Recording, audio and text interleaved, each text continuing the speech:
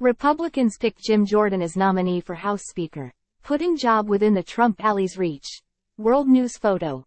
The Canadian press representative Jim Jordan, R. Ohio, chairman of the House Judiciary Committee and a staunch ally of former President Donald Trump, talks with reporters as House Republicans meet again behind closed doors to find a path to elect a new speaker after House Majority Leader Steve Scalise, RLA, dropped out of the race Thursday night at the Capitol in Washington, Friday, October 13, 2023.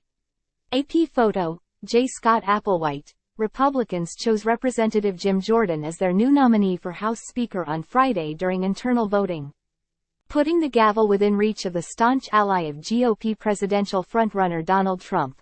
Jordan, of Ohio, will now try to unite colleagues from the deeply divided House GOP majority around his bid ahead of a floor vote, which could push to next week.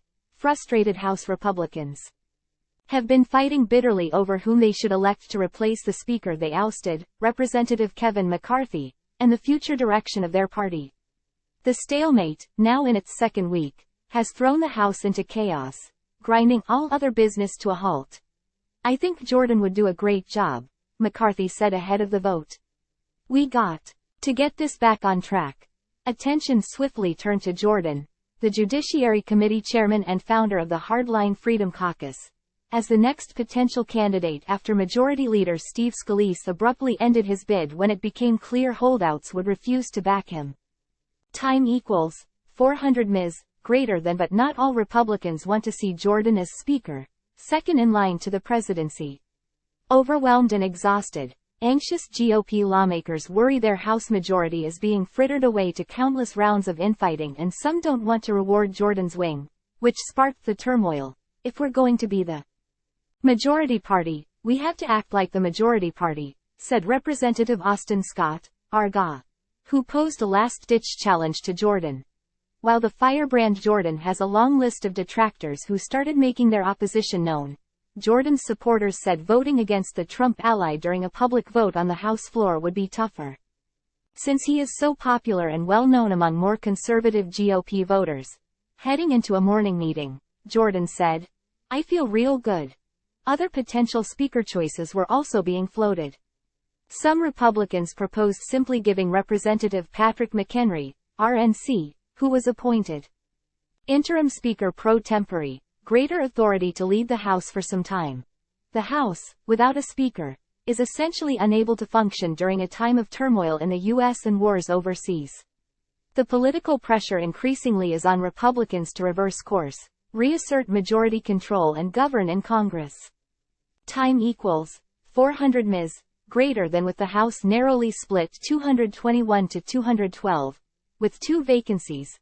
Any nominee can lose just a few Republicans before they fail to reach the 217 majority needed in the face of opposition from Democrats, who will most certainly back their own leader, New York Representative Hakeem Jeffries. Absences heading into the weekend could lower the majority threshold needed, and Republicans said they were down about a dozen lawmakers as of midday Friday. No floor votes were scheduled as attendance thinned before the weekend. In announcing his decision to withdraw from the nomination, Scalise said late Thursday the Republican majority still has to come together and open up the House again. But clearly not everybody is there. Asks if he would throw his support behind Jordan, Scalise said, "It's got to be people that aren't doing it for themselves and their own personal interest." But Jordan's allies swung into high gear at a chance for the hard-right leader to seize the gavel, make him the Speaker. "Do it tonight," said Representative Jim Banks, R. Ind.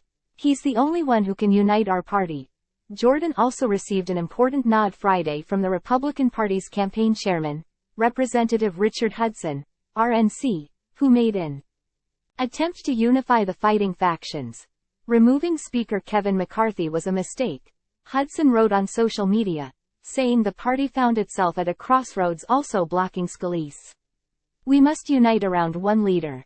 Earlier in the week, Jordan had nominally dropped out of the race.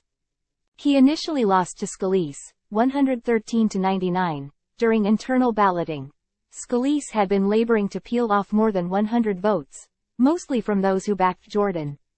But many hardliners taking their cues from Trump have dug in for a prolonged fight to replace McCarthy after his historic ouster from the job.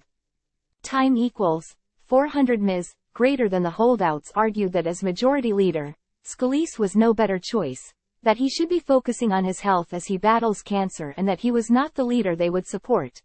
Handfuls of Republicans announced they were sticking with Jordan, McCarthy or someone other than Scalise, including Trump, the former president. The position as House Speaker does not need to go to a member of Congress.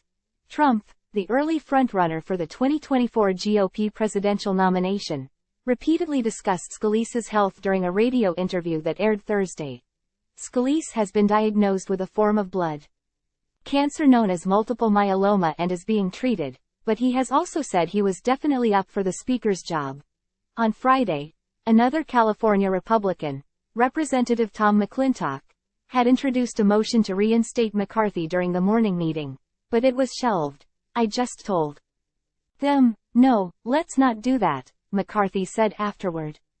"Let's walk through this and have an election." The situation is not fully different from the start of the year, when McCarthy faced a similar backlash from a different group of far-right holdouts who ultimately gave their votes to elect him Speaker, then engineered his historic downfall. But the math this time is even more daunting, and the problematic political dynamic is only worsening.